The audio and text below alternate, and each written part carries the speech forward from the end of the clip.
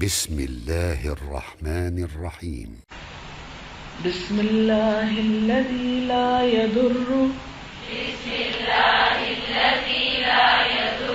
مع اسمه شيء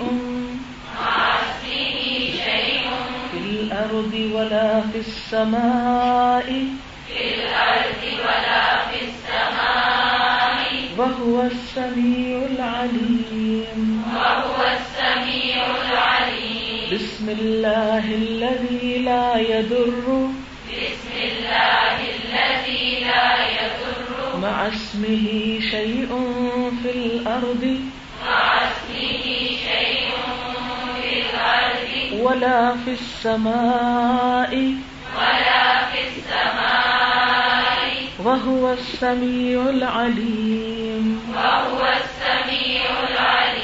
بسم الله الذي لا يضر مع اسمه شيء في الأرض ولا في السماء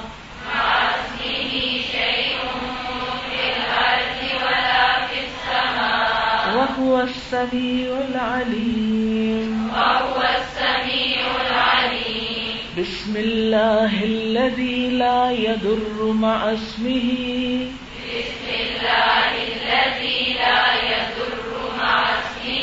شيء في الأرض ولا في السماء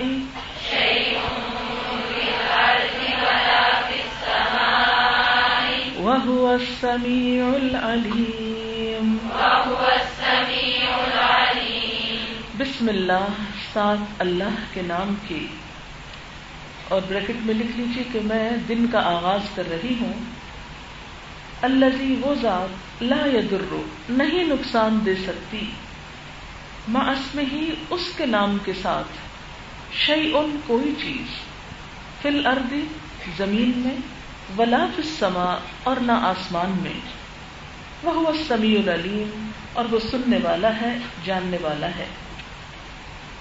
مراد اس سے کیا ہے کہ میں اللہ کے نام کے ساتھ اپنے دن کا آغاز کر رہا ہوں کہ اس کا نام لینے کے بعد، اس کا ذکر کرنے کے بعد، یا اس کے نام کی برکت سے یا اس کی رحمت سے پھر کوئی نقصان دہ چیز نقصان دے نہیں سکتی، نہ کوئی چیز زمین میں اور نہ کوئی آسمان میں.